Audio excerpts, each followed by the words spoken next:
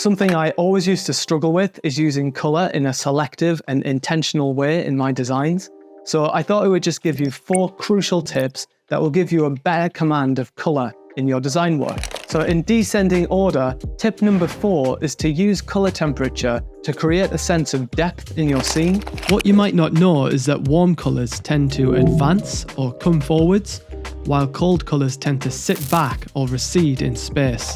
This is something that's used all the time in art and design to create depth. A famous example of this is in the Star Wars posters. They always use cold colours to push back the background elements and then use warm colours to hero their characters and bring them forward in space. So next time you're trying to create a sense of depth in your scene, try tinting your background elements with greens and blues, and then make your foreground elements warmer colours, like oranges and reds. Just see what happens. Tip number 3 is to set a limited colour palette and stick to it. Using too many colours can overwhelm your viewer and just makes your design look a bit chaotic and unintentional. So try to stick to a limited colour selection of 3 to 5 intentional colours. In my experience, the less colours I have to play with, the easier it is to create something that feels modern and sophisticated. Using less colours will really help you to direct the viewer's attention to the most important elements of your design. Which leads me on to tip number 2, which is to use the colour wheel to create harmonious colour schemes. The colour wheel is a great tool that shows the relationship between all the colours,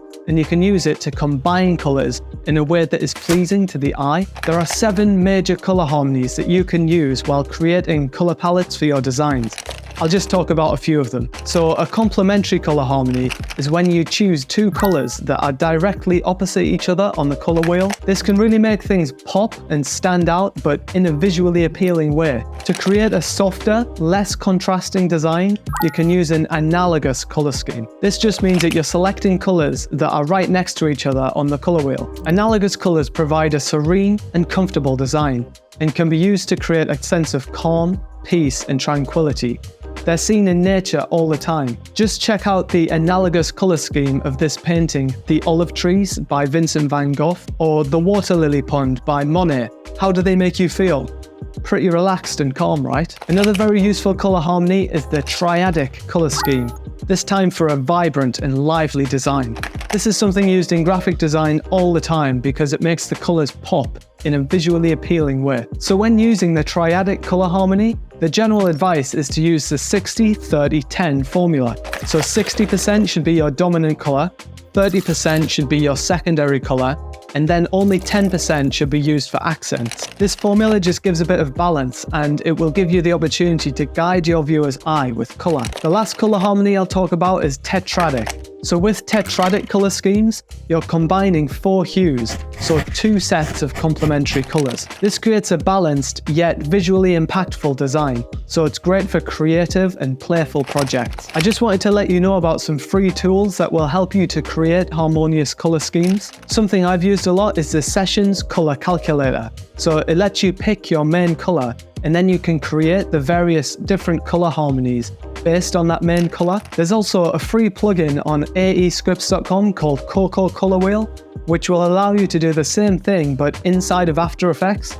Very useful, so make sure you check that out. And tip number 1 is to consider colour psychology. Colour psychology plays a big role in graphic design because it affects how people feel and behave. So as designers, we can use that to our advantage. For instance, red creates a sense of urgency and excitement, so it's great for call to action elements. They've done studies and they've actually found that with call to action buttons on websites, red buttons are actually clicked 21% more than green buttons. This is because seeing red creates a heightened sense of stimulation, which makes the viewer more likely to form memory loops and take action. The sense of urgency that red creates is why it's always used in the fast food industry. Let's take McDonald's as an example. Red is stimulating, associated with appetite, and helps to send the impulse to go and grab a burger. They combine the red with yellow, which is associated with friendliness and happiness.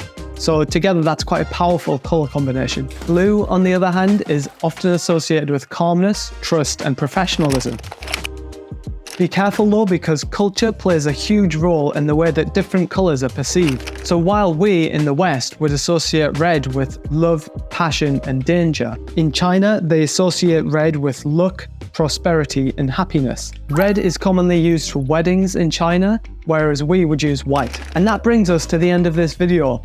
I hope you got some value out of this. If you have any other colour theory tricks that I might have missed out, make sure to leave a comment below. If you're interested in seeing more of this kind of content, it would be great if you could head on over to YouTube and subscribe. Call to action button in red here.